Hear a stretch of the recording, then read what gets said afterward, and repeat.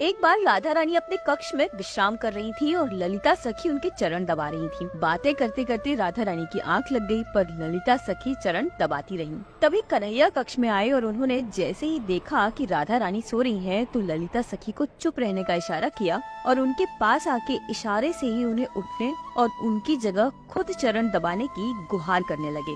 उनके मना करते ही कन्हैया उनके हाथ पैर जोड़ने लगे और ललिता सखी परेशान हो गई और हार कर कन्हैया को उन्हें चरण सेवा देनी ही पड़ी। अब कन्हैया ने धीरे से एक एक करके हाथ बदलते हुए चरण सेवा ले ली और अब वो चरण दबाने लगे। पर जैसे ही उन्होंने चरण दबाने शुरू किए, राधा रानी की आँख खुल गई। वो अपने प्रियतम के स्पर्श को पहचान गयी, पर कुछ बोल पाती इससे पहले उन्होंने अनुभव किया कि कन्हैया उनकी सेवा से बड़े प्रसन्न हैं।